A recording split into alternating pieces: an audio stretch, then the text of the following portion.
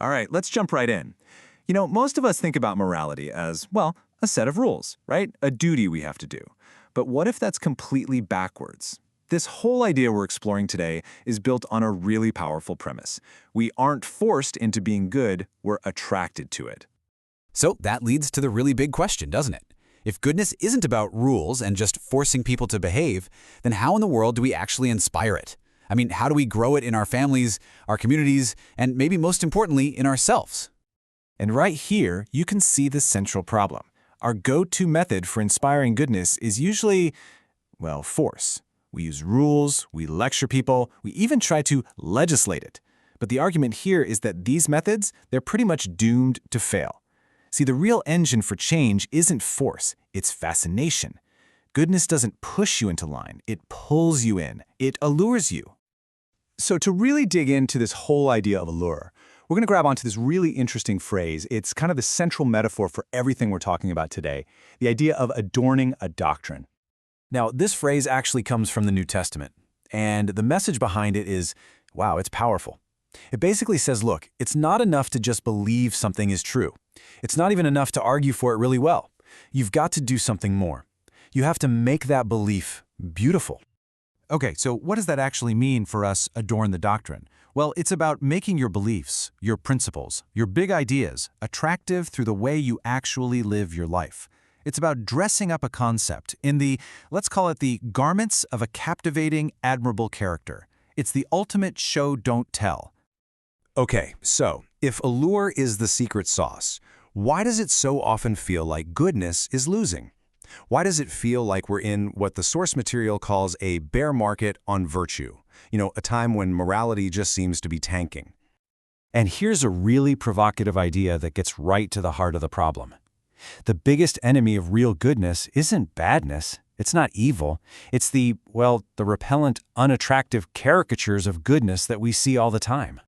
And you know exactly what these caricatures look like, right? You've got the conventionally good, the people who are just respectable on the surface. Then there's the negatively good, whose whole virtue is just about the list of things they don't do. And the censoriously good, the ones who are always judging everybody else. And finally, the narrowly good, who get obsessed with tiny little rules while totally ignoring the huge glaring injustices. Let's be honest, none of these are even remotely attractive, are they? So, if goodness is failing because it's so unattractive, what's evil's winning strategy? Well, it turns out evil gets the art of allure perfectly. Its whole game plan is the exact opposite of those repellent versions of good we just talked about. This old quote just nails the strategy. Evil rarely shows up with horns and a pitchfork, right? It doesn't advertise itself as ugly or chaotic, no way. Instead, it makes itself look appealing, desirable, sometimes even righteous. It adorns itself. And you see this play out all the time. War isn't sold as just bloodshed. It's dressed up in the noble uniform of patriotism. Drunkenness isn't pitched as addiction. It's packaged as warm, friendly fellowship. Licentiousness gets rebranded as liberty and self-expression. And out-of-control greed, that's just laudable ambition. You see? This is the real battleground. It's a competition of attraction. So if that's the problem, if evil is winning the PR war, how does goodness fight back? Well, the solution is to actually learn from the enemy's playbook. We have to get so much better at making our ideals attractive. Let's take a look at how this can actually work in the real world. And it all starts in the most fundamental place you can imagine, the family. The family is like the first workshop where our character gets built. And it's not built by force, but by seeing goodness lived out in a way that actually makes you want to be that way. I absolutely love this story from the source material. It's about a little girl named Jane Welsh. She later became Mrs. Thomas Carlyle. As a kid, she was completely obsessed with the heroic ideals of the ancient Romans. So whenever she was tempted to do something selfish or cowardly, she wouldn't think about a list of rules. She'd just think to herself, a Roman wouldn't have done it. How cool is that? That attractive ideal was way more powerful than any rule book could ever be. Now, this principle doesn't just stop at the family dinner table.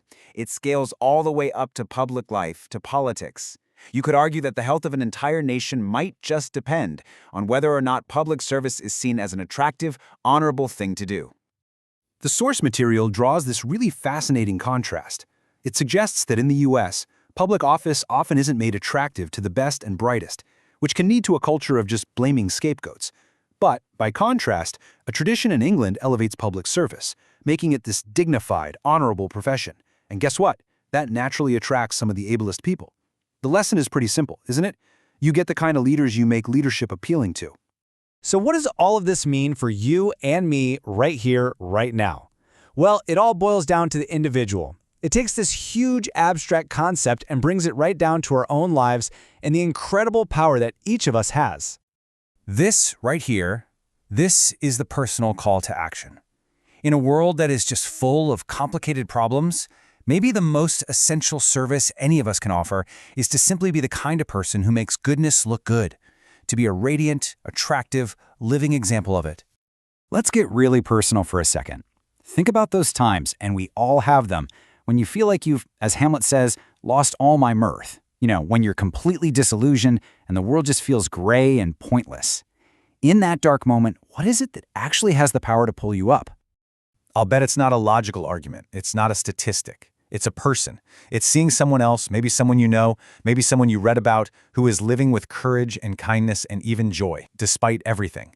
That living, breathing example, that's what's contagious. That's what sparks our own hope and makes us feel like, yeah, the good life is actually possible. And the source material points to Jesus of Nazareth as maybe the ultimate example of this principle in action. His influence wasn't built on force or laws. It was all about the magnetic power of his life. The whole method wasn't to force people, but to draw them, to make his way of life seem irresistibly attractive. And so that's where we'll leave it, with a simple but pretty profound question for every single one of us. When you think about your actions, your character, your whole attitude, what ideas, what principles, what way of life are you adorning? What are you personally making attractive to the world around you?